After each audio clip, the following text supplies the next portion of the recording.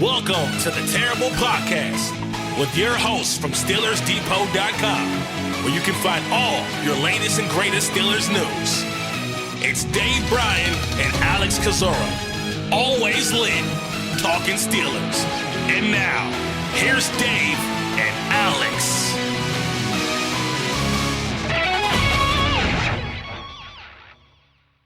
Welcome to the Terrible Podcast, Season 16, Episode 127. He's Dave Bryan. I'm Alex Kozora, SteelersDepot.com. Thanks for being back with us today, Steelers Nation Sunday. I'm working on a couple hours of sleep, so the intro maybe not as smooth as usual, but the 2026 NFL Draft is in the books. Day 3 concluding on Saturday. All the picks are in, all 10 for the Pittsburgh Steelers, all 257 for the NFL. So, Dave, plenty to recap on a busy day 3. How you doing? All right. I actually got a little bit of sleep, I think, last night. I feel a little bit better today. We right in the middle of this kind of podcast string, if you will.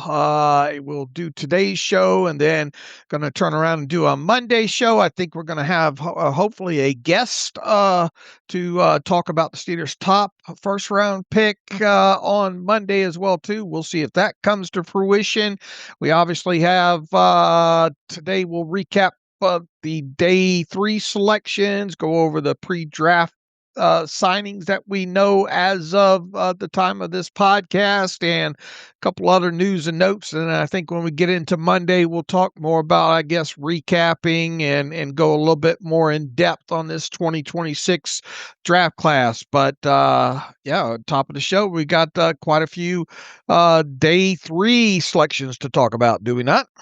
We do, so let's dive on in. And first of all, I just have to say, awesome weekend in Pittsburgh. Again, I had friends who went down to the draft, said they had a wonderful time, really well done. Pittsburgh setting an NFL draft record, 805,000 people attending over the 3 days to set a record for a number of people on day 1, day 2, and then collectively for the entire draft. So congratulations to Pittsburgh. I don't know if the draft will come back to Pittsburgh, how they rotate these things, but certainly I think Pittsburgh was worthy of hosting the draft a second time in the future. So I don't know if you had any thoughts, Dave, on just watching the event from afar, but it seemed like it went beautifully. Yeah, and that's the only kind of analysis I can give is from afar and just what you see and what you kind of hear from a couple of people. But I mean, you've got a couple of friends that went down there. I haven't gotten with Tyler Wise yet, who handles kind of a lot of our social media stuff for us. And because I think he went down there. I don't know if he went down there all 3 days or not. But and then David O, I think was David O at the stadium. Is that mostly where David O was set up at? I'm not sure exactly where he was, but he was down there for the event, so I'm sure he'll write an article on his experience at the draft. Yeah, it seemed like it was well organized. I like the stage setting, and obviously it was centric to and in between picks, you saw a lot of things happen with Steelers players on the certain days, and I thought it was a nice twist with the with several of the announcers having kind of the Pittsburgh roots, and we got to see several current and former Pittsburgh Steelers players announce some of the picks as well too. So, yeah, as far as I can tell from sitting here in Mom's basement out in Las Vegas, things seemed to go off without a hitch. And as far as the next time that Pittsburgh might be hosting the draft, I'm going to go out on a limb and say probably I might not be around for that. But... Okay, let's not spin it that way. Maybe in spirit or whatnot. But yeah, look, I think it's nice that they take this thing around to the NFL cities and all, and I would imagine that there's no reason to get away from that anytime soon. So it could be quite a while before we see it in Pittsburgh again. But yeah, look, it seems like everything most everything went off without a hitch. And you can thank the Rockettes. The story is the NFL draft, which was always held in New York City, Radio City Music Hall. The Rockettes had booked it 1 year, and they said to the NFL, you can't come here during the draft. So the NFL said, I guess we're going on the road and going to put it in different cities. And it's maybe the best thing Roger Goodell has done as NFL commissioner, some would say. So Really cool, really fun experience. If you were at the draft, email us. Let us know your thoughts and how things went. But Dave, let's get into the picks. Pittsburgh making 5 of them on Saturday, starting off in the 4th round, taking Iowa receiver slash returner Kaden Legion, the best returner in the class. That was in my opinion, and also the view of special teams coordinator Danny Crossman, who discussed the pick. A lot of controversy on, is this too early? Is this the right value? I love the pick, Dave, in part because I got to write my mock draft. That doesn't hurt, but I think it's a really good fit for Pittsburgh. So your thoughts on Legion? First and foremost, I was happy to see you hit one there with him. I think even Kaden was a little bit surprised by it. I think the report is that he was on the golf course and wasn't planning on going back to be around his family until later in the draft to hopefully hear his name called there, but goes off in the 4th round. We talked quite a bit throughout the process here, and obviously in both of our mock drafts, we kind of addressed this specialist. I think I did with a couple of picks there, and you have been on the Legion train for quite a while now here. So I know that you were happy to see the Steelers address the return man situation. I think it was easy to at least diagnose that this was the top returner in this year's draft class. I mean, you just look at it's not hard to find all the returns that he's had, the clips of those things on social media. The longer ones there had a great average, a little bit undersized, wasn't used a lot as a wide receiver, at least in the passing game. They were able to get him on the field for, jet sweeps and a little bit in the passing game. And I think, in fact, last year he had, I think it was the first game or second game of the season against, I think, Albany, maybe, that he had his touchdown catch last season. He had a couple of carries that ended up in touchdowns last season, too, to be exact. I think the most interesting thing that I pulled right away after the selection there was Legion touched the football 72 times in total in 2025. And that obviously includes all kick returns, punt returns, receptions, and carries on offense. And he registered 1,269 all-purpose yards. That averages out to 17.6 average at Iowa last season, and he scored 7 touchdowns. That's not a bad ratio of touchdowns to touches there. I would imagine that all of us would be very happy if he touched the football 72 times in Pittsburgh in 2026 and scored 7 touchdowns. If he even gets half of those numbers, let's say, and obviously you would expect him to touch football more than, let's say, 36 times between punts and kickoffs. I don't know, that might be about right overall. I would expect maybe a little bit more than that. And if he only scored, let's say, 4 touchdowns, I think he's worth his weight in gold there. This team, as you have talked about several times, they need to get better on punt returns. They need to get better on kick returns. We went into this draft weekend wondering who was likely to be who would have the best chance at being both the punt returner and kick returner. He obviously can do both of those, and as a 4th round pick at this point, you would expect him to make the 53-man roster. It'd be very disappointing if he didn't for whatever reason. And the biggest pushback here, obviously from the fans, was, could you have waited a round or two to get this guy? Now, there was the huge gap in between where the Steelers took him. How many picks was in between the Steelers' selection of Legion and their next draft pick? Legion was 121. They were going to pick again in the 160s. They ended up trading down to, I think, 169 to get Noacowski. So 40 plus picks. All right. So they obviously had him high on the board because of likely his ability and what he can offer on special teams. After the draft was over, I think it was Omar Khan that said, Mike McCarthy's basically got him a little toy to play with on offense to see maybe how he can implement him there. I would imagine it would be mostly gadgetical. Is gadgetical a word? It's not, but I like it.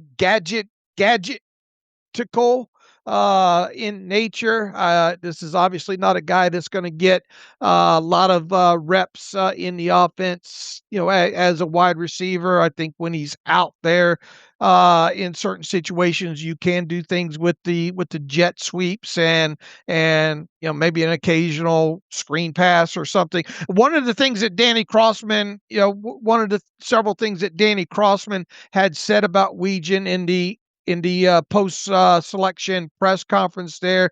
Let me see if I can. He says he plays the game fearlessly, but plays it smart. Those were one of the things he said, and I'm trying to find the other quote that he had in here about catch. What was it? Catch, run, cut. I'll have to find the quote exactly there, but Danny Crossman's really excited about this pick because he is the top-rated dual return player in this year's draft class.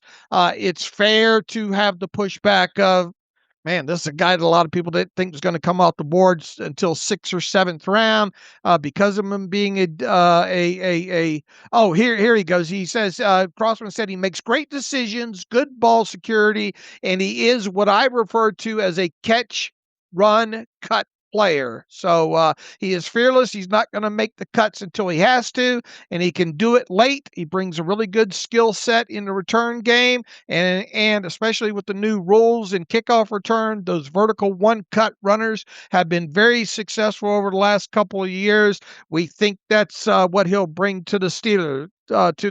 So it was good to hear Danny Crossman's thoughts on him. I think a lot of people are saying, is this Ryan Switzer part 2? And once again, the biggest pushback, and it was probably to be expected, was how early the Steelers selected him. Sure, that's the number one piece of feedback that I've heard about the selection of Wetjen. To put that aside for just a moment, the player himself, as you said, as Crossman said, the best returner in the draft, bar none. 6 career returns for scores, 4 on punts, 2 on kicks, had 3 punt return scores last year alone. We talked a little bit about Ryan Eckley, Michigan State. Watch that Michigan State game. Wetjen ran one back for a score, another back for a long return, really took control of that game. He averaged 27 yards per punt return last year, Wow. Had nearly as high an average on punts as he did on kicks, which is insane because he was just so darn good at it. So Pittsburgh entering day 3, their biggest short-term need was returner. They had nothing on the roster, no punt returner and really no kick returner. Maybe Rico Dowdle, but you need more than one guy and you want a guy to do it at a higher level. So this was a position of clear need and a 4th rounder who can make an immediate impact for your team, which does not always happen with 4th round picks. So Pittsburgh has been, as I've said, tirelessly, time and time again, Pittsburgh has been the worst kick return team in the 2 years under this new dynamic model, which is shifting and changing a bit. Crossman spoke about that as well, but Pittsburgh has been just miserable, uncompetitive. So kick returns are back. The value of these guys has changed dramatically, and I think people are just slower to catch up to that, realizing the importance of returners, because 5 years ago, it wasn't that important. You were getting 1 or 2 returns a game. That was it. Here's a stat for you, Dave. Last year, NFL teams averaged 3.8 kick returns per game. That was the highest number since 2010. So kick returns are back in vogue. The NFL is making it a thing again. By all those rule changes, you better have somebody who can do it. And that's a guy that can change the tone of a game if he gets one really big return. Think back to Mike McCarthy in Dallas, Kevontae Turpin, what the impact that he made. I think Wetjen is going to be thought in that same vein. So I don't want to ramble too on before getting to the value side of things, but just to bounce it back to you as the player, to get a guy that can do kicks and punts, because most guys only do one, kicks or punts. A guy that does both at a high level is really hard to find. All right, and he did it in the in a big conference as well too, Big Ten conference there. What did you say his average on the punt return was last year and the year before? Last year was over 27 yards. I don't know what it was exactly in 24, but last year was over 27 yards per return. All right, to put that in, to give it a little perspective there, and obviously we're dealing with college as opposed to the NFL. The regular season leader last season in the NFL, there was a tie between Chamere DK with Tennessee at 17.3 yards per average on punt returns, and Marcus Jones in New England had the same average. One had 23 returns, the other had 21. Behind them was Marvin Mims at Denver with 15.6. The Steelers leading returner last year. Let's see, he's not even on. I'm going to have to scroll down. That's how far Assume down. Calvin Austin maybe just didn't qualify in number of returns. I don't think he did qualify in a number of returns there. And then the kickoff returns last year, the leader was Ray Davis in Buffalo, 30.4. Isaiah Williams was second, 29.9. And Luke McCaffrey, 29.6 there. So, once again, you expect him to make the 53-man roster. You expect him to be the one to return both kickoffs and punt returns, and with a fourth round pick invested in him, you expect to get the return on the pick round number. Sure, there'll be good expectations for him, as there should be. Now, he's not going to average 27 yards per punt return in the NFL, and if he does, then we're all happy campers about that. But the point is, he had a very healthy average, obviously greatly influenced by those 3 returns for touchdowns. So if you didn't get him, there really wasn't another great kick and punt returner in this class. There was Michael Wortham from Montana, but then you have a little small school competition concern. Is that going to translate, going upwards to the NFL level?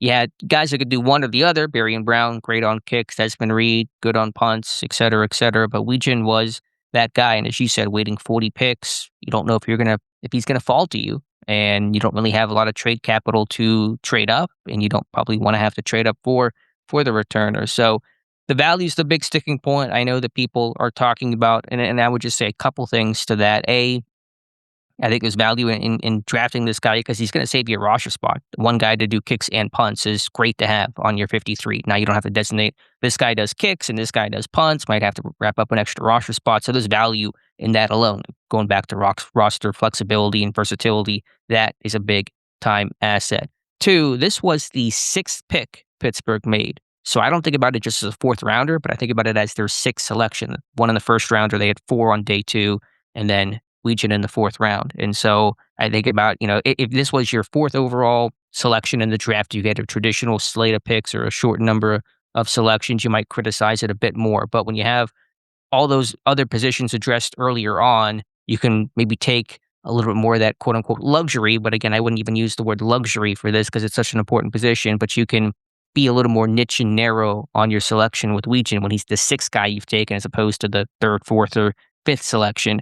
And then finally, I had Wetjen in the 5th round of my mock draft. And so I expected this guy to go earlier than probably others did. And partly because I know the growing importance and value of returners. I know the unique skill set that Legion had that few others had in this class. And then I go back to, I think Lance Erline is one of the best NFL draft analysts. I think you probably would agree with that, Dave. He does all the reports for NFL.com. And on the site, he'll provide his profile, he'll write a scouting report. He also puts a draft projection, which is based off what he's hearing from the NFL, from scouts, where this guy is expected to go. And he's usually pretty darn spot on. I remember when Deontay Johnson was a 3rd rounder in 2019, I thought that felt way too high. And Zierlein said, nope, I had him as a 3rd round guy. He was a 3rd round guy. He nailed it. And on the Legion scouting report, he had projection 4th, 5th round. And so to me, that's exactly where the NFL was going to take him, somewhere early on day 3. It's exactly where he went. So I think the values, it's on maybe the high end of things for sure. But to me, this is not an egregious, oh my goodness, how do they take this guy this early? He was going to go earlier than people think. And the Steelers knew that, and they weren't going to let him slip. All right, and what is one of the things that I talked about in the pre-draft process, especially closer to the actual thing happening? I talked about conviction, right? Yep. Whether it be trade, most of that obviously was geared to trade up. go get the guy that you want. I think you can classify this selection and especially as early as the fourth round for the Steelers. I think you can classify this pick as conviction, taking him higher there than where most thought he would go, and definitely higher than the consensus thought he would go. But this is a guy that they had circled, that they wanted for specific reasons, and once again, obviously the best returner in the class. So if the conviction, it's obvious that this is a conviction pick, right? Yeah, I mean, clearly, I mean, Pittsburgh knew they had a need. To me, it's just they had a need, and they got the best guy to fill the need. That's how the draft should work. You take the best guy that can fill that need, and Legion was clearly that guy. And if they lost out on him, if he went somewhere else, then I don't know what the return situation would have looked like. And we're back to another slog of Pittsburgh being uncompetitive in those phases. So yeah, I mean, this filled, if anything, you could say it's too short-sighted because maybe the long-term value isn't gonna be as good as potentially another fourth rounder, but fourth rounders can be hit and miss. So, the ceiling is not incredibly high for Legion. I think at best he becomes your next Cavante Turbin. If he does that, then fantastic. We're all happy about it, but that's probably the ceiling on his game. So if you want to talk about maybe you could have found someone that would give you a higher ceiling, then you can make that case, and that's fair and fine. But I think the value is where he was about expected to go, especially knowing that Pittsburgh was not going to pick again for 40 plus selections, and he's filling an immediate need. And this guy houses a kick or punt return in week 14 that helps you in a playoff push. Man, no one's going to care about if he was a fourth rounder or a sixth rounder. Can you get him on the field for offense per se for 40 snaps throughout the season? Yeah, I don't know the exact number. Probably even more than 40 for the entire season. Obviously, he's not going to be a focal point. It's going to have to be more manufactured touches the way that they were created at Iowa. He got on the field more offensively at Iowa this year than any other past year. So there'll be some opportunities, I'm sure, just in the way that Turpin's gotten some chances. Maybe Turpin's going to be a better offensive player than Legion's going to be, but we'll see. Had this been the Steelers regime of old, the Arthur Smith coaching staff, I would have really questioned if they were creative enough to use Legion offensively in kind of that gadgety manufactured touches. Pittsburgh has not had a good track record with guys like that. But under a new coaching staff, offensive mind like Mike McCarthy, some of the new ideas they're going to bring in, there's more confidence they could probably use a guy more effectively in some of those more RPO manufactured short area space plays. All right. I will end my kind of synopsis on when it comes to Legion with this. Was I shocked that he was one of the draft selections this year? Absolutely not. I was, however, shocked that we saw him in as a selection in the fourth round. What do you base that surprise off of? Just just in totality of where a lot of people had him slotted overall. Okay. But again, Lance Zierlein had him as a fourth, fifth round guy, Sure. and he's, to me, as plugged in as anybody in terms of where a guy is Sure, I'm expected. talking Yeah. consensus though, but Yeah. I mean, I at no point going into yesterday did I seriously think that Weegen would be what I if you would have had me list 20 names of guys that I thought might have been the Steelers pick there in the fourth round, Weegen wouldn't have been on that list. Okay. Fair enough. How do you sit with the value then? How do you square that? Does that detract from your thoughts on the pick? Does it make it a worse pick? How do you? No, what was I stated there? I mean, I can't.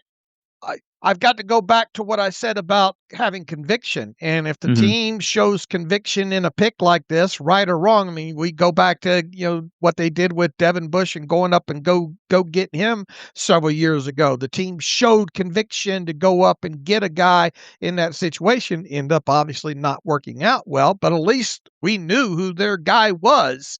Now, obviously, fourth round and first round is a lot different, and they didn't have to trade up for Weegen in that particular situation there. But the fact that they showed conviction, and you can understand a little bit too with the gap there, as we just mentioned, between fourth and fifth, they were obviously convinced and didn't think they were going to probably be able to move up. They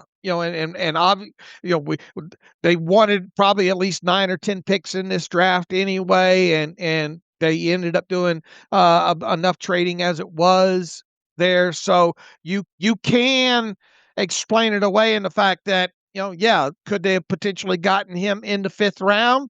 That's a big question mark. The fact is they knew that they could get him in the 4th round, and that's where they took him. So they probably had at least a good thought that, well, if we don't get him in the 4th here, there's probably probably a pretty decent chance that all it takes is one team that needs that values the punt returner, and it's no secret he was the best returner in this class. All it takes is one team to draft him, and he's not there, obviously for the 5th round pick. So I think you balance it out between the value with the fact that they showed conviction. They went and got a guy. And I think to some degree you have to applaud that, especially when it comes to a phase of the game that's very, very important when it comes to return man. And I think you also quantified it well, as it's not like he's just a punt returner or he's just a kick returner. Now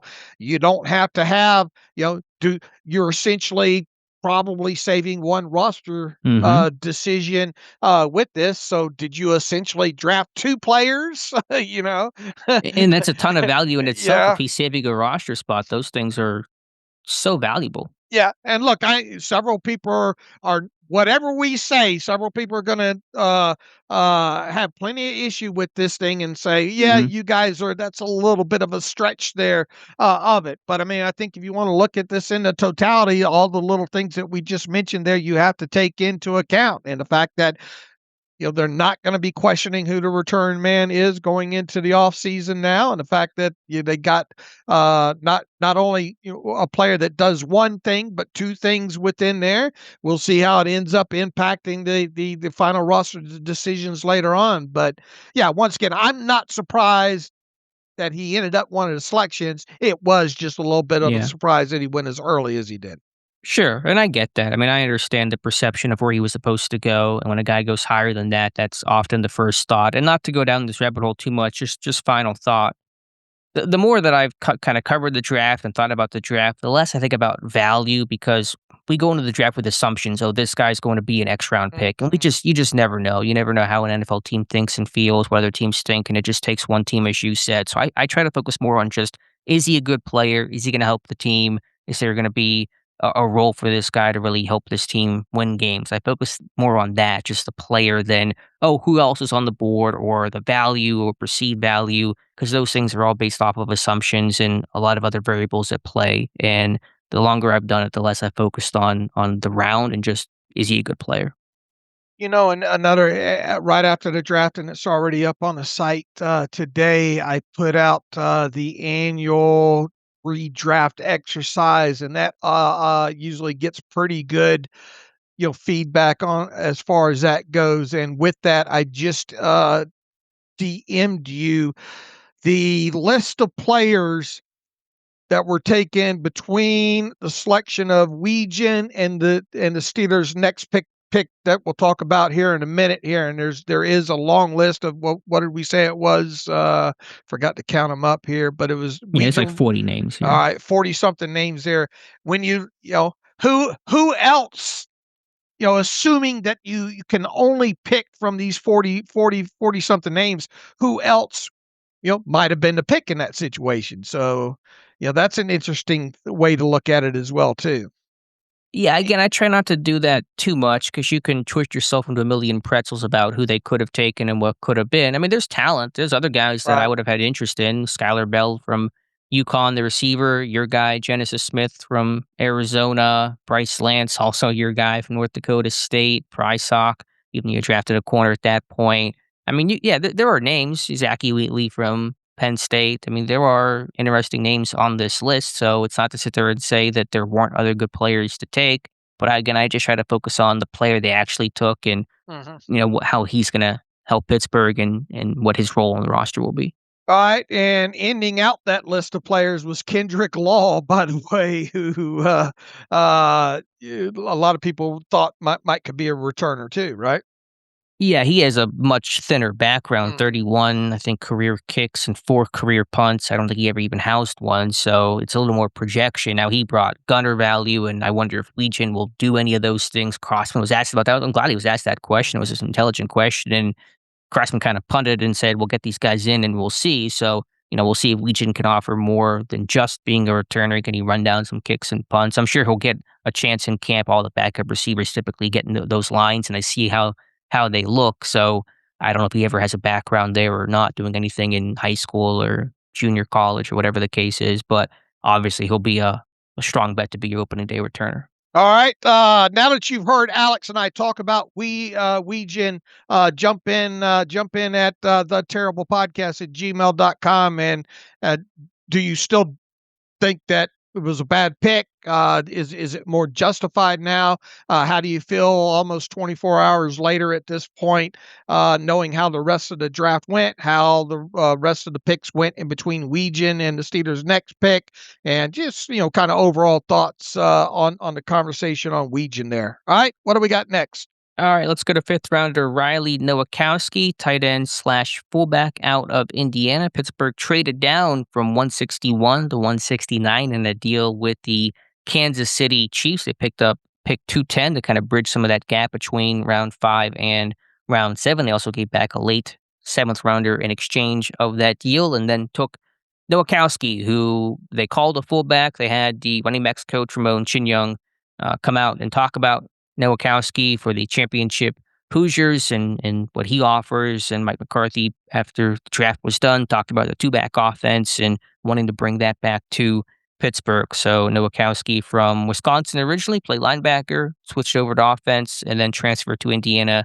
in 2025, served as team captain. What are your thoughts, Dave? All right. First and foremost, he is a skull cracker. He is not afraid to hit. A little bit undersized as far as if you're going to use him on the end of the line of scrimmage. Much like what we are coming out of with the Connor Hayward type situation. You and I did kind of expect at some point during this draft a tight end or tight end slash H slash fullback would be taken in this draft. We talked on the show the other day. Where did all the tight ends go that we had kind of penciled in? They went early. I think, though, we did ahead of the day 3 selections think that maybe Riley Nowakowski could perhaps be an option for this team in day 3 based on how the tight ends had come off the board at that point. This is a kid that really, really helped his value last season in particular there, specifically in showing his chops in the receiving game. 32, look, you're going to look at this guy and you're going to say his job is to block, right? Either as a fullback, an H-back, or at the end of the line of scrimmage type guy there. But he, a fine program, obviously, national champions in Indiana last year. They found a way to utilize him other than his blocking skills. 32 receptions, 387 yards, and 2 touchdowns. What did he do? I know he had a fullback dive in there for a touchdown, I think, at some point. You mentioned the team captain aspect there. He did play. He played a little less in the backfield, I think, than what I had the sense of when I was spot checking his tape way ahead of the draft there. And I'll give you the breakdown here in just a minute that I pulled as far as his snap distribution. Last season, he lined up in the backfield 26 snaps, in line 665, in the slot 124 times. I imagine some of that's kind of H-back, kind of alignment. He lined up out wide 54 times, lined up as an O lineman once, and then special teams, he was on the kick return team for 49 snaps, and then punt coverage team 43 snaps. And then you go back to his 2024 usage, 9 in the backfield, 321 in line, 76 in the slot, 3 out wide, and then obviously played kick return punt return and field goal extra point kick as well too. So the special teams aspect is something that we're going to have to learn a lot about. I don't think he made a huge dent when the snaps that he had as far as like punt coverage, and he was on kick return. I don't think he was on kick coverage much, if any, the last 2 seasons there. But a former linebacker, as you stated, a guy that's definitely not afraid of contact. You would imagine, because the Steelers come out and say that he's a fullback first, that we'll see that be his primary role. Obviously, you have 2 tight ends ahead of him that you can get out there in line situations in Pat Freiermuth and obviously Darnell Washington. So you do have a guy, though, that if you in different 2 tight end or 3 tight end personnel groupings, you could definitely put him out there. I want to go back and watch a lot more about his in-line blocking aspect. I think without a doubt he could be a fullback in the NFL, and I think that's why they're originally classifying him as that. And obviously, if he makes this 53-man roster, you would expect him to have special teams usage. I'm not thinking twice about putting them out there on a return team, kickoff return team, and having them block for Weegan, who we just talked about there. But I think we're going to see the revival of the fullback position more than we ever have potentially in Pittsburgh here moving forward with a guy like Riley Nowakowski. Just one other thought about Pittsburgh trading down. It feels like, and I can't say this for a fact, obviously, but it feels like they were going to take Max Bredesen out of Michigan, the fullback tight end who went a couple picks earlier to Minnesota. And so they trade down with Kansas City and get probably the next best guy in that same vein in Noacowski. But in some ways, you could argue Noacowski might be a better pick than Bredesen, because Noacowski is, I think, a little bit bigger and probably a little more experience in terms of offensive snaps, and certainly has a lot more offensive production. He caught 50 passes in his career, and Bredesen has 7 or 8 receptions in his career, hardly touched the football. So, Nowakowski's a butt kicker for sure. It's going to be a little bit niche and narrow in terms of that fullback role. It seems like he really is going to be a true fullback in that room with the running backs and not really playing tight end. So certainly going to be this Connor Hayward type of replacement, but Nowakowski's bigger, stronger, probably about the same type of value offensively in terms of catching the football, and can play on special teams. He's played almost 500 snaps on special teams in his career, 471 by my count last night. And so that's going to fill that Hayward role, maybe not as the true number 3 tight end, but in terms of some of the things that Hayward did after he departed to the Las Vegas Raiders. So I do understand the selection. I know that in Dallas, I always compare to what McCarthy's had in the past. He had Hunter Lipke, a little bit of kind of the same thing. I'd be Noacowski, better blocker, maybe not as good as a rusher, but kind of the same vein probably in the way that those guys will be used. If you want to look at him 1 for 1 of compared to Connor Hayward, I think he is a better blocker than Connor Hayward is. Much bigger. I had to go back and watch all of his targets and all. But the thing about Connor Hayward and his ability to catch the football, we didn't get an opportunity to see a whole hell of a lot of it in Pittsburgh. So have to look at his hands and all like that. But I mean, the fact that in obviously a Power 4 team, and for such a prolific offense as Indiana had, and all the weapons that they're able to spread the football around, and the fact that he was able to have 32 receptions and average over 12 yards per reception is nothing to sneeze at because of the program and the offense that he's coming out of. So I think offensively, 1 for 1, in all phases of the game, he is an upgrade over Connor Hayward. Now, where Connor Hayward obviously was able to help himself and stick was on special teams, was a pretty damn good special teams player during his career in Pittsburgh there. We don't have much to match that up against with Noacowski, specifically on the coverage unit aspect of it. Because it doesn't seem like there's a lot of tape on that overall, at least not a lot of production there. But that is not to say that you can't put him out there as an up back and as a blocker on the kick return team. I would imagine there's nothing wrong with having him run down kickoffs as well too. So we'll probably see him in that aspect of the game. So if he can, show his wares some on special teams, that will obviously help even pump him up even more as a 1-for-1 replacement for Connor Hayward. He's definitely all around the better offensive player than Connor Hayward. And, a lot of it probably not Connor's fault, especially in the passing game, because once again, you just didn't get to see him a lot as a target in the Steelers offense in the passing game there. But most definitely, if you're going to use him as a fullback or an in the line of scrimmage blocker or an H-back or some of this split zone stuff, maybe occasionally, I think Noacowski is a fine upgrade over Connor Hayward. Yeah, I don't know if he's as good as a receiver because I think Hayward had a really good pair of hands, really athletic guy, but probably similar. And I would say certainly a much bigger, stronger, better blocker overall. Hayward gave good effort, some of the split flow stuff he could do, but he was pretty limited just, in a lot of ways from the size standpoint. But Noacowski, I'm looking at his special teams breakdown. He played on every unit throughout his career. And so he's been personal protector. I think that was more shield punt type of stuff. He'll probably be a wing on the punt team, maybe one of the on the line guys, one of the guards or one of the tackles, something like that. But he played kick coverage, he played kick return, he played punts and kicks and field goal rush team and all that. I mean, he's done everything. 500 almost special team snaps. So that's a guy that can certainly help you out on that third phase out of the box. All right, we should see some probably some 12 and some 22 personnel with him.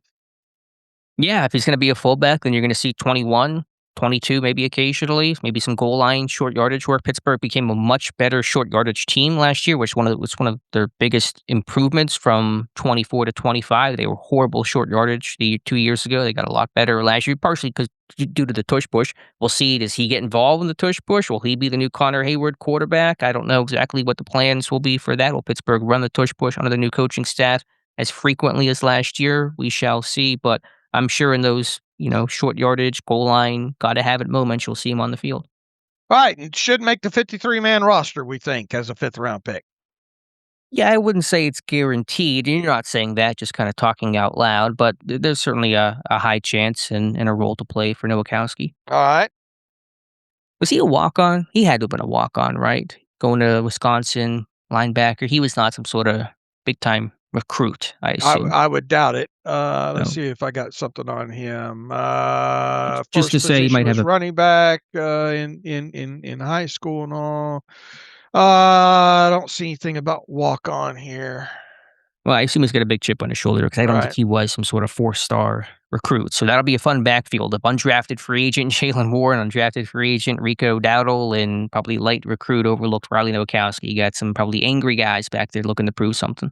All right, was a East-West Shrine Bowl invitee, but had to pull out because of how deep into obviously the college playoffs situation that Indiana had. So that was expected there. And once again, a team captain, as you mentioned, in his final 2 seasons, it looks like. Yeah, he was a 0-star, no-star recruit, and looks like he was a walk-on to Wisconsin. So just had to earn everything. Doesn't mean he's going to be a good player. Just the backstory. I think Pittsburgh liking these guys that really were, self-made and had to really earn everything. All right.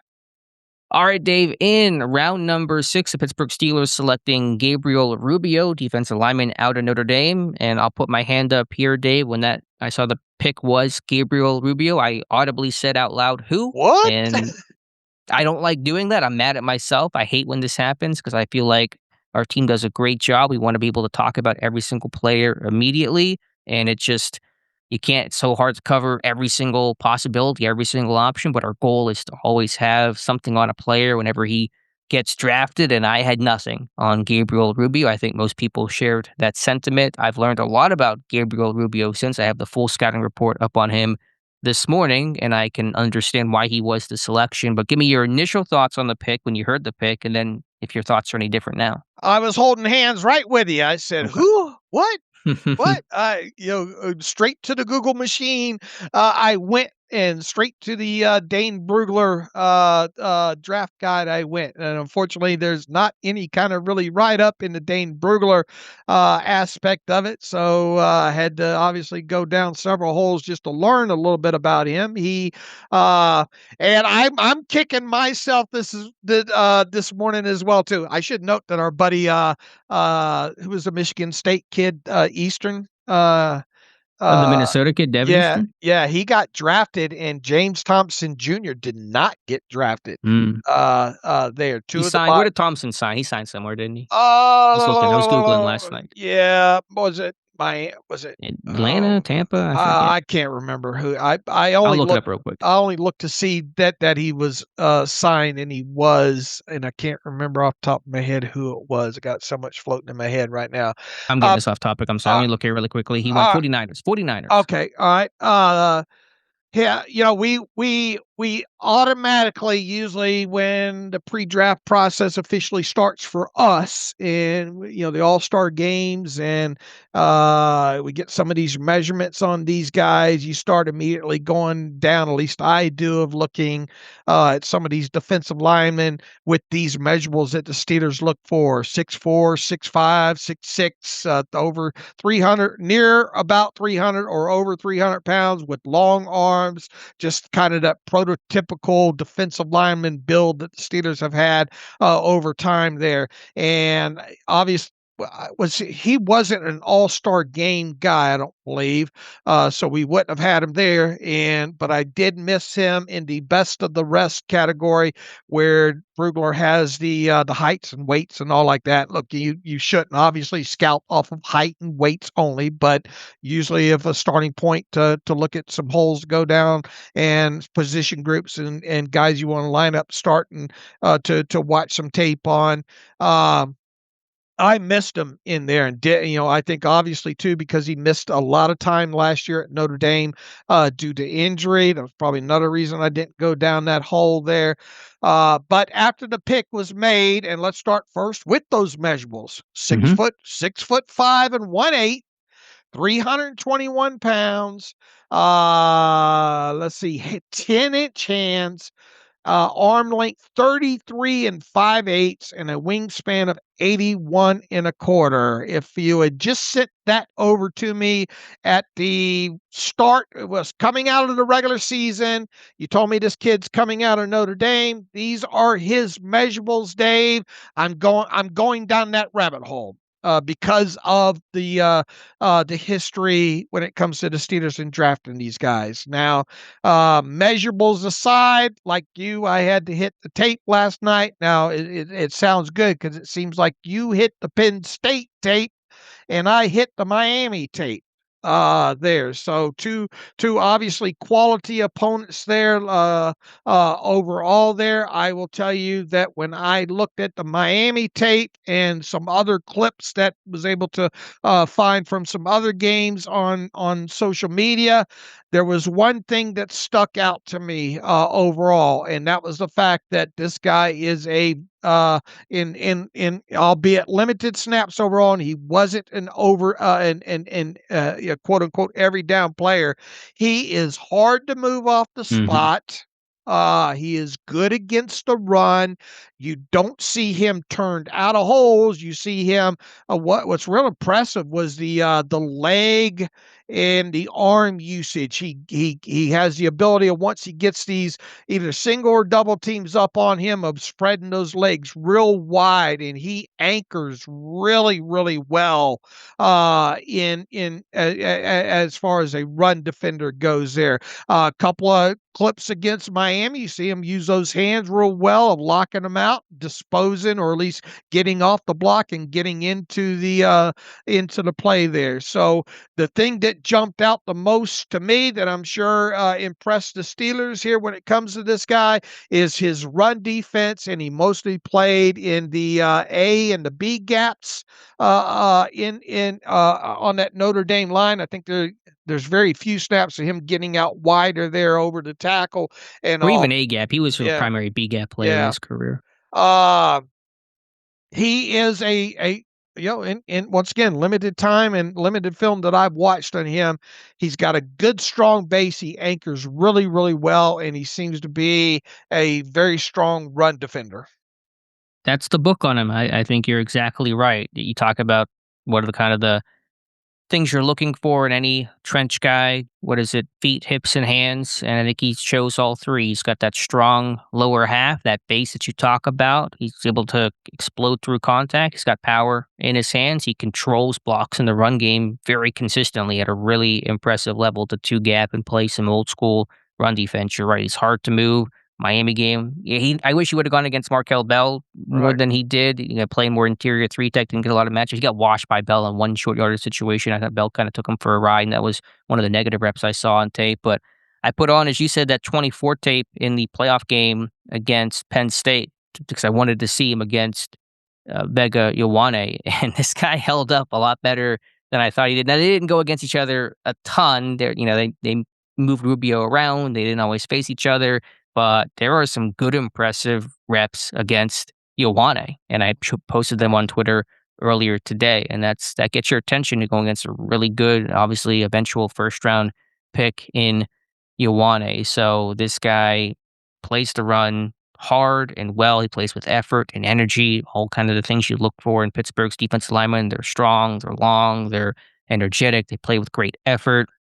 Now, he's not a pass rusher Right. really at all. There's effort, and I think he tries hard. That allows him to kind of get some light pressure and be able to create a little more than his athleticism or lack thereof would suggest, but obviously it's not his forte at all. He was removed in all pass downs, all passing situations at Notre Dame. The lack of foot speed on perimeter runs is going to be an issue. He's not going to be able to close space and gaps well, but this guy has some good reps. You watch him against Miami in that talented line. You watch him against Ioane in 24. Watch him against Arkansas in 25, going against Fernando Carmona, a draft pick who's a mountain of a man. And there were some good battles there too. So he certainly fits the prototypical mold of a Pittsburgh Steelers defensive lineman. The big thing with him is the lack of athleticism, the lack of pass rush, and this guy's got a really checkered medical history. It's one reason why he was such an unknown, because this guy just has not been healthy throughout his career. Unfortunately, last year, missed the final 6 games due to a left elbow injury, missed a month plus in 2024 after he fractured his foot in camp. In 2023, had knee surgery after getting hurt against Navy in the opener, missed a month. Even I think had knee injuries going back to his high school career back in his senior season. So this guy just has a bunch of knee stuff, elbow issues, and you wonder if he's going to be able to hold up and stay healthy at the NFL level. But you can certainly see the appeal of this guy. Now, could you have gotten him as UDFA? It feels like it. Again, I'm careful to assume these types of things, and Pittsburgh is generally uncompetitive with UDFA guys. And so what if someone else had scooped him away? And of course, there's no guarantee you're going to get him if he's going to agree to come sign with you. But I kind of love the kid. I love the family. I learned a lot about the backstory. His dad was drafted by the Steelers, Angel. and yeah, is it Angel or Angel? I don't know how to say the first name. I apologize, but and his dad's a firefighter. I mean, there's kind of staples in the community. So I love his makeup. I love his upbringing. But his family really instilled kind of workman values. Reading about him a little bit more. The run defense is great. The ceiling is obviously low, but you can see, again, the appeal. This is a good level run defender. Kind of reminded me of Lawrence Guy. Maybe Sebastian Joseph Day could be a comp to him as well. This guy to play the run. Yeah, this is when you look at the measurables, when you look at the bloodline, and then you flip on the tape to see what he's good at.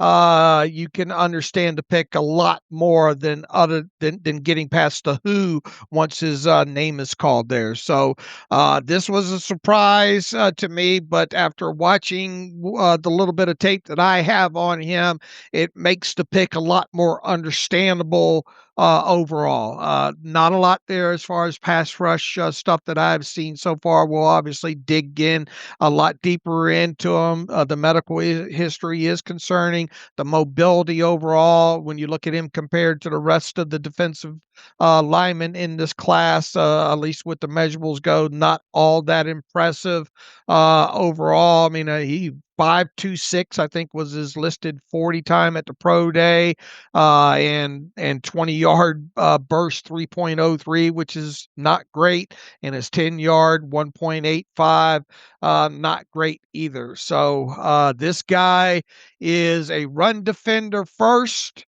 And we'll see where it goes from there, obviously. And he's not going to make the club in the tub, so he's going to have to stay healthy from here on out.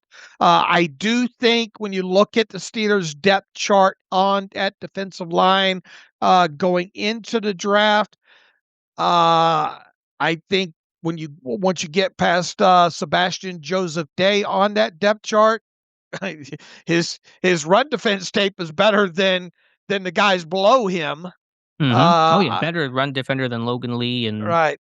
others. Right. So there is that going for him there. So we're going to have to see how this progresses, but this is one of those that you don't know anything about him once the pick is made, and then within 24-hour time you can at least understand the pick, and you can understand what his superhero power is, and that's playing against the run inside.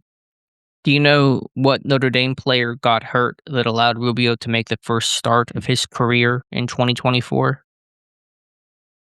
No, I do not. It was your guy, Riley Mills. When Mills went down with that Okay. knee injury in the playoff Yeah. run, it was Rubio that stepped in and replaced him. So kind of we Interesting. wanted Mills last year. We were talking about this. This is a guy that got hurt and kind of forgotten about in the process, and ended up getting the guy that replaced him in the lineup. So interesting there. They're going to keep 7 D linemen in all likelihood. Dave, that's what they've been doing the last couple of years. Is that even under a new coaching staff? Is that probably fair to say? Possibly, yeah. I would tend to agree with that as we sit here right now. So who are the 7? You got Hayward, Benton, Harmon, Joseph Day, Black. That's 5. I was trying to keep count in my head. So 2 spots left. What are the odds? I think Rubio's got a good shot, especially as because of his run defense, and if he can stay healthy, I think he's got a greater than 50% shot. Because once again, I think everybody that's behind, once you get past obviously Hayward, Benton, Harmon, Sebastian Joseph Day, and Black, and Black, he is the best run defender of the rest under contract right now. Does he have a better chance than the guys he's competing with? Asazio Tomewa, Logan Lee. I'm trying to think who else is in that room. Anthony Goodlow. Yeah, most definitely does. Even more than Otomewa? I think so. I think this guy can anchor like a son of a gun, man. He's a different body type. Otomewa was more pass rush, juice, athleticism.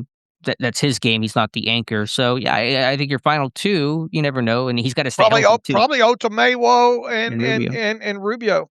Yeah, I think he's much better than Logan Lee, uh-huh. even right now. But he's got to stay healthy too, because he's never been healthy, and we always see guys get hurt in training camp, and he's got to be able to be on the field. He has 800 snaps in 5 years at Notre Dame. That's not a lot of tape. No, not. All right, so that was a 6th-round pick. Certainly threw us for a loop, but we feel a lot more comfortable talking about him now. All right, in the 7th round, the first of 2 7th-round selections, Pittsburgh selecting Oklahoma safety Robert Spears-Jennings, and we had in our scouting report kind of our power statement that we did for our big board, height, weight, speed, kind of a guy, and I think it was the first thing that Joe Witt Jr. said in his post-pick presser was height, weight, speed, kind of a guy, a hitter, 5 career forced fumbles for them in 2024. Providing safety depth on Pittsburgh's roster. He looks the part coming off the bus, right? 6'1", 205 pounds, 10 3/8" hands. He can get into a lobster. The arms 32.5 there. 40-yard dash at the combine, 4.32 seconds. Nice explosion of a 35 vertical jump and a 10'5" broad jump. A decent short shuttle time. I think he improved it at his pro day. Went from 4.43 to 4.38. The 3-cone time is respectable as well too. Not afraid to hit. I think one of the pluses that Witt had to say is, he can play down in the box and he can play in the back end as well too. So you got a very versatile positional guy. This is going to be a developmental guy overall to see how he kind of fits in on the depth chart. You don't obviously expect him to come out and start, especially with the strong safeties that this team has under contract right now. The physicality, though, and the speed that he has would make him a legitimate candidate, you would think, to be a gunner and probably a vice guy on punt coverages, and perhaps get him on kickoff coverage teams as well too. So there is a path for this guy to the 53-man roster. Played quite a few games at Oklahoma, 47 with 25 starts overall. Height, weight, speed guy, as you mentioned. Position flexibility, and I think that's a starting point from him. Definitely not afraid to hit. Overall, I think has some lapses maybe in the coverage game and a little bit that I've seen overall, but he has, once again, he's got a better than we talked about this team potentially taking a safety, probably more of one that was a free safety type. If you had the druthers there, but you get one that at least has position flexibility in coming out of Oklahoma, playing in the box and playing in the back end there. So we'll see where it goes from there. I think one thing that Witt said is you can't teach these guys to run, right? Mm-hmm. And he can run. And he can hit. I don't think you have to worry about him being active as far as hitting and taking on blocks and things of that nature there. But definitely a developmental safety prospect overall. And if he's going to make this 2026 team, he's going to have to play on special teams. And I don't think that's going to be an issue for him. Yeah, he ran 4.32 at the combine. So the speed is there. Joe Witt Jr. talking about the speed to play, deep safety. He's got the physicality, the hip power to play down in the box. And he played a bunch on special teams too. I didn't calculate his total snaps, but it's similar to Noacowski. It's in the hundreds. Now, I think the last 2 years was a little more field goal rush team, but earlier in his career, first 2 years, was playing all over extensively on kick coverage, punt coverage, etc. So there's a background there, and certainly that'll be part of his path to making the 53. I think the knock on him, he's kind of a straight line, linear athlete. Change of direction. Look at the shuttle times were really poor. Kind of tells you he's a pretty stiff hip kind of a guy. Can he break down, change directions? That's going to be the concern with him. But there's some upside here with Spears-Jennings. Yeah, can they match him up against some of the bigger tight ends in the NFL? Probably. Yeah, eventually, if he gets to that point, obviously not going to be the role I wouldn't assume coming out of the box. We'll see what he looks like in the preseason, but that would be if he could become a dime guy in the future. You probably feel good about that selection. All right. This is definitely one that I want to go a lot deeper in his tape here over the course of the next 72 hours or so. But this is good value in terms of, if you didn't like the value on Rubio, you didn't like the value on Wetjen, that's fine. But Spears-Jennings was kind of viewed as probably going to go a round or two earlier than this. I think even Witt said they were surprised he was still on the board at this point. So the value is certainly right on him. All right, I think Brugler had him as his 14th ranked safety for whatever that's worth, and he had a 5th round grade on him. What was the grade that we had? Who did it? Tom Mead? Tom Mead do him? Let me look here. I think it was Tom. Let me pull up the report. I've got too many. I'm like you right now. I got too many tabs open. I don't know where my tabs are at. But give me 1 second while I figure out where a report is at. I did not, they did not draft one player that I wrote a report on. I wrote 70 reports and just not my year, but that's okay. Yeah, Tom wrote the report. He gave him a 7.3 spot starter grade. So give him for a 7th round pick, a 7.3 on our scale is good value. All right. And he compared him to Tyson Anderson, who's with the Bengals. And Tom says, if you're going to build a safety in the lab, he would physically look like Spears-Jennings. He needs to clean up the coverage issues, but he could have a significant role. His best case scenario would be a strong safety playing near the line of scrimmage and possibly as a dime backer in sub packages. Additionally, he profiles as a core special teamer with gunner potential. So that's the good write-up from Tom Mead. All right. Maybe at some point we'll have Tom on the show to talk a little bit more about him, being as how he's gone in the tape on him.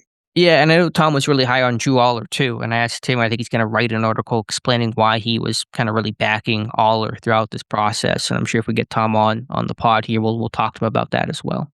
Boy, Tom's been with us for a while. He does great work. So shout out Mhm. Tom Mead. Absolutely, he's the man. All right, Dave, the last selection in the 2026 NFL Draft for the Pittsburgh Steelers was maybe the most emotional one. The Steelers selecting Navy running back slash wide receiver Eli Heidenreich, a Pittsburgh kid, Mount Lebanon, and on stage in uniform as they announced his name, crowd cheering for him, hugging Roger Goodell. Heidenreich emotional, understandably, as he took the stage and enjoyed the moment. So more than a feel good story, this guy can play, but it is an awesome story too.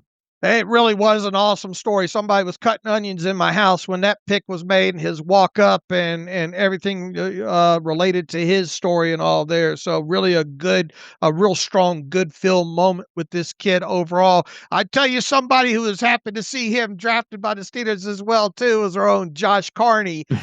Been banging the table for for two of them Navy guys that ended up getting drafted this year. Uh, uh, Positionally, what do you put down for Eli Heidenreich? PM. That's his position group. PM for playmaker, because that's what this guy did at Navy. He made plays. He made plays kind of in some manufactured run game situations and in the passing game as well too. I can't help but think immediately as soon as I heard his name called about that graphic that they showed during the combine of matching up his measurables to Christian McCaffrey, kind of the skill set and everything. Now, look, is this Christian McCaffrey? No. But it was quite interesting. That was one of the first things that popped in my head was Daniel Jeremiah and Rich Eisen with kind of the loose comparison, if you will, to Christian McCaffrey overall. But real smart, obviously high character kid, comes out of the service academy there at Navy, makes a lot of plays once again, and not really a position specific guy, a guy that you can play, do a lot of different things with. I want to go back and look at true alignment running back carries. I don't think there's a ton of those overall, but you look at the social media clips on him and the plays that he's made. You can move him all around in the offense, and he gets open and he catches the football overall there. So a real good backstory here, and a guy that made a lot of plays on offense out of a lot of different alignments and quote unquote positions, if you will, at Navy. And now it is up to Mike McCarthy. If this kid, we'll see whether or not he can end up making the 53. But you could have some fun with this kid on offense if you scheme certain things into your offense for him, and assuming that he does indeed dress for games and all. So and then look, he's obviously he's going to make the fit. If he's going to make the 53-man roster, he's going to have to show some ability on special teams. I'm not really sure what that might be at this point, but if he can make some plays on special teams, and Mike McCarthy can figure out a way to occasionally throughout games, figure him into, some offensive situations, you might have something here. But he is a playmaker, is his position group. The Steelers are probably going to list him as a running back, right? I think they call him a slash running back slash Yeah. receiver in the official announcement. All right. So he's a slash player, if you will. It's gonna be fun to he's gonna be a fan favorite along with Jennings Dunker at the Mhm. at training camp and all. So we'll see where it goes from there. But he he was a playmaker at Navy, and a very flexible position player. He was the one running back we mentioned on the podcast yesterday in the lead up to day 3. You said, could Heidenreich be the guy? I don't know exactly where he's going to fit, but feels like he could be a Steeler for his versatility and character and kind of checking the boxes this team is looking for. And lo and behold, he was the selection in the 7th round. So, as I mentioned with Wetjen, had this been Arthur Smith or Matt Canada or previous regimes, I would have wondered, does this team really have any good idea of how to get him on the field, how to maximize his talent offensively? I'd be pretty skeptical of that. But under Mike McCarthy and Brian Angelico, there's certainly more reason to believe, more confidence they can use him creatively and maximize his ability. Even heard McCarthy say in the post draft press conference, we're going to open up our playbook a little bit with guys that have these versatile skill sets, be it Bernard is versatile, Legion, and now Heidenreich. So I don't know exactly, like I'm trying to imagine how he's going to be used, and I really can't picture that. But also I've been watching an offense that's kind of been pretty stagnant in the past, and so I'm ready for I'm ready to take what is the pill in the Matrix? I forget if it's blue pill or red pill. I'm ready to take the pill, have my mind be opened up to what this offense could look like. And so he'll probably be used as in everything, as you said, playmaker, runner, receiver. Gonna have to adjust to an NFL offense instead of playing kind of the slot back, wing back offense he was at Navy. He does have a good special teams background, though. Another guy that's played hundreds of snaps on special teams, kick coverage, punt coverage, gunner, wing work, and so that'll be his path. He'll have to be, maybe he'll take the role as like receiver number 6 and running back 4 or something like that. Can he capture that last spot on the roster? Caleb Johnson still has to have a really good summer, so there's no guarantee that Johnson's going to make this team. So I don't know how it's all going to fit, but I think Pittsburgh's mindset is bet on the production, bet on the versatility, bet on the kid, and make it work from there. All right. Yeah, going to be interesting to watch his path, and most definitely going to be a fan favorite at training camp. And the tape is very, very fun to watch, just from the playmaking aspect and how he was moved around and used overall in that offense. And once again, I want to go back and see how many kind of like true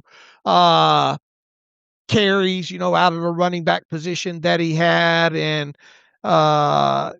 things kind of related to the actual position of running back, I would say, and how he aligns in that aspect. I kind of got a good feel of how he was used in the passing game and moved around and like that. But I want to see more of the running back, true running chops, if you will.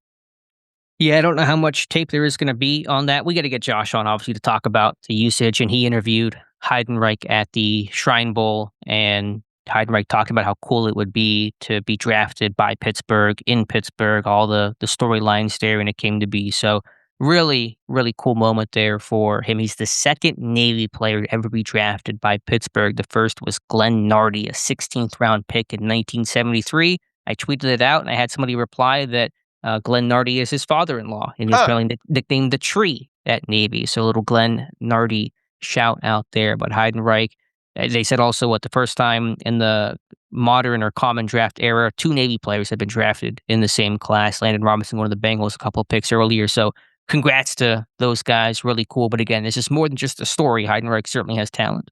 Yeah, look, Dane Brugler on, for whatever it's worth, in his draft guide had him as his 9th rated running back in this class. Had him a 5th round grade on him overall. He measured in at 6 foot 198, ran a 4.44. That's a Moses Malone for you guys scoring at home in the 40-yard dash. And what was some of his other?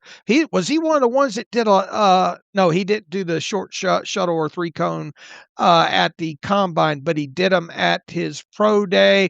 4.22 short shuttle, 6.55 3-cone, which is very 6.55. Wow, yeah. I didn't even realize that. Yeah. That is an elite 3-cone time. That's impressive there. What was get on the Google machine real quick and find out what Christian McCaffrey's short shot, what his 40 short shuttle and 3-cone times were.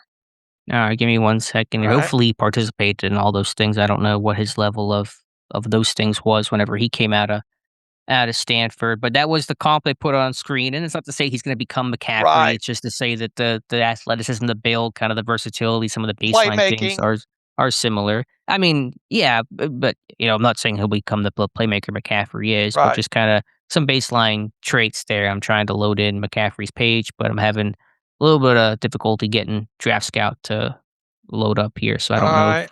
Let me see if I can do it on my end real quick here. Feel free. Kill time. Looks like 6.57 3-cone for McCaffrey versus 6.55 for Heidenreich. All right. What was the short shuttle time? You got a short shuttle on Christian? 4.22, and Heidenreich 4.22. 4.22. What was the 40 on both those guys? 4.44 for Heidenreich.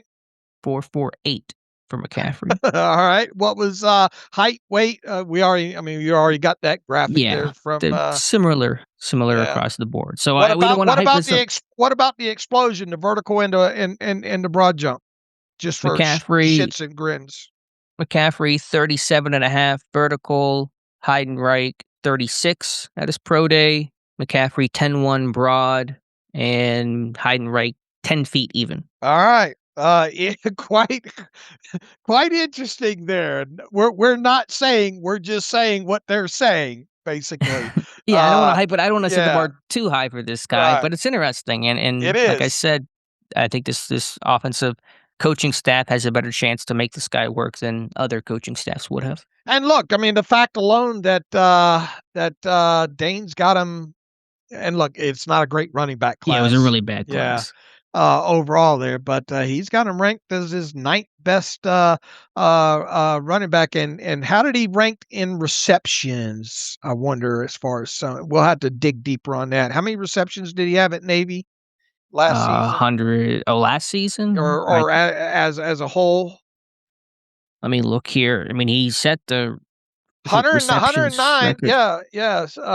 Led team in receiving. He led Navy in receiving 2025. Led him in 2024 as well too. 109 receptions for almost 2,000 yards. 18.3 yards per reception for his career, and 16 touchdown receptions for his career at Navy, to go along with 7 rushing touchdowns. Yeah, he's the all-time leader in receiving touchdowns and receiving yards, and is second in receptions. Now, Navy's not known for their prolific passing game, so Right. I understand maybe some context is needed, but still, he kind of broke the mold and was super productive. So, interesting guy. Certainly, he'll give it all that he can give Pittsburgh. And also, for anyone wondering about military service, there's a waiver. He can play football. He doesn't have to go serve and take 2 Right. years like it used to be. They changed their rule, I think, a couple years back. So he'll be able to, I think he's got some military obligation while in Pittsburgh in terms of maybe recruiting. I think that's what Josh said, but nothing that'll prevent him from participating fully as a football player. All right. Definitely a good kid to root for. Yeah. All right, Dave, that is the day 3 draft class. The UDFAs Pittsburgh, as of this recording, almost noon on Sunday, has yet to announce their undrafted class. We have reports of 5 players who have signed so far. These are agreements and not always guaranteed to be official, but usually these will be part of Pittsburgh's UDFAs. We got Devan Boykin, a DB from Indiana, Lake McCree, a tight end from USC, Kevin Jabody Jr., D lineman Syracuse, Laith Marhan, a kicker from Kansas, and Shimon Mateer, a tight end from Arizona State. And so more should be added. I'm sure a punter will be added. Other positions will be added. Probably 8, 9 in total for this class, but those are the 5 that we know. What punters went undrafted? I forgot to look at that. A lot, Of the top 4. I think Thorson was the undrafted guy that kind of surprised me. I think his lack of holding was the issue, but a lot of them got drafted. Doman got drafted. Eckley got drafted. Stonehouse went somewhere else. I forget where he signed. He was undrafted, but he signed. Where did he go? I forget where he went, but none of the punters that I scouted are still available. We definitely think there's going to be a punter signed undrafted of these names we get. How interesting is it too that we don't have the full list coming out of last night? It's a little unusual. Usually it gets announced that evening, a couple hours later. I think it's happened before where it's taken a day or two for the team to announce. Stonehouse went to the Texans. And yes, they're going to, they always bring in another punter. They always have 2 kickers, 2 punters just to get you through camp, rookie mini camp, and then training camp and OTAs. Don't want to kill a leg, but it does not sound like they're going to get one of the marquee punters. All right, Alex, 10. This draft class ended up being 10 in total. That means you were right. That means I was wrong there. So 10 in total. We knew we had a pretty good idea. Probably wasn't going to be 12 in this class overall. So 10 players in this class. The team went into the draft with 72 players under contract. Obviously, 10 draft picks makes it 82. We know of 5 undrafted free agents at the time of this recording. That takes us up to 87, on the way to 91. Obviously, don't know about Aaron Rodgers or Darnell Savage, the status of those two guys yet. So I imagine we're going to get, I don't know, 3, 4, 5 undrafted, more free agents there. And then we'll start working on the long string of invitees to the mini camp. And the rookie mini camp, it sounds like, is going to happen when? May 8th through May 10th. So Pittsburgh is going to keep their tradition of the second weekend after the draft holding the rookie minicamp. You could do it either the first weekend or the second weekend. Pittsburgh's always done it the second weekend. That will continue. So if anyone were wondering why Dave said 91 and not 90, that's because Julius Welschoff has again been granted international exemption, which allows Pittsburgh to carry an extra player. All right. I think I do have the offset amount here for the rookie pool now based on the draft picks as they relate to the rule of 51. And what this is what the rookie contracts are supposed to, or the draft pick contracts are supposed to total out at for the 2026 cap charges for these kids, and how much more additional salary cap space it will take to sign those guys based on the rule of 51. And I came up with a number of $474,338. This team's not going to spend $100,000 in signing bonuses on their undrafted free agents. So, you're looking at a rookie pool probably in totality of, not even 4.5 million in total. And I had that as a space of 5.8 million based on the 12 picks that they originally had to go along with undrafted free agents as well too. So a little bit of money saved there overall based on the draft class being a little bit smaller. I'll have to go back. All these guys should sign fairly quickly. Overall, I'll have to go look and see where the line in the sand was for the fully guaranteed of last year's class, of what round that was, and see if the Steelers might have any one of those guys, say the third or fourth round, that are close to that might ultimately take some time to sign because of the whole where does the line move as far as fully guaranteed contracts go. So that's a quick recap on that. We got some scouting news related to the Steelers this morning, did we not? We do, and just quickly to kind of go, well, do you want to go over the UDFAs right now? Do you want to wait? Maybe the whole list is in. Let's wait. Okay. We'll probably do a little bit on that on Monday, because we should probably have, I would hope that we'd have the full list by Monday morning. Fair. But you're right, we got some scouting news today. According to Neil Stratton, who's one of my go-to guys for everything in the scouting community, he reports that Steelers area scout Chris Watts is expected to leave the team and seek opportunities elsewhere. He was hired in about 2023 for that season by Omar Khan after he became general manager and had been an area scout mostly in the South. We did not spot him at all on the scouting trail this year, so that may explain why he's leaving the team. So Pittsburgh will have one scout depart, and we'll see if they replace him. All right. Interesting news to wake up to this morning when it comes to that. Anything else before? And once again, we hope to have Arizona State beat writer on the Monday show to talk more about the Steelers' first round tackle, and we'll see what else we can get together before then. We'll give more of our overview thoughts on Monday about the 2026 draft class. It'll give us time to go through even more tape specifically on some of these later round guys to talk about. And let's see, the redraft exercise post is up on Steelers Depot this morning. That's usually fun to watch transpire there to get people's thoughts on. And what else do we have going up today? Probably I'm not even sure at this point. I think some of Tom's evaluating the value posts and whatever else, grades, reactions. I know Ross has some really good posts. Go check out Ross's Everything You Need to Know About the Class post. It has everything, all the quick links, all the information of the draft class. It's a great one-stop shop there. Any thoughts? Maybe you want to save it till Monday on the McCarthy Khan post-draft presser. Khan sounded fired up. I usually don't hear him kind of that animated. Maybe he had a bunch of coffee in his veins or whatever, but he sounded pretty juiced about the class. Yeah, he was asked obviously about the phone call with Mekhi Lemon and said there was no ill intent there, and basically sometimes that's the way the draft works out, and surprises and things of that nature there. Yeah, let's go further into the quotes probably on the Monday show when it comes to that.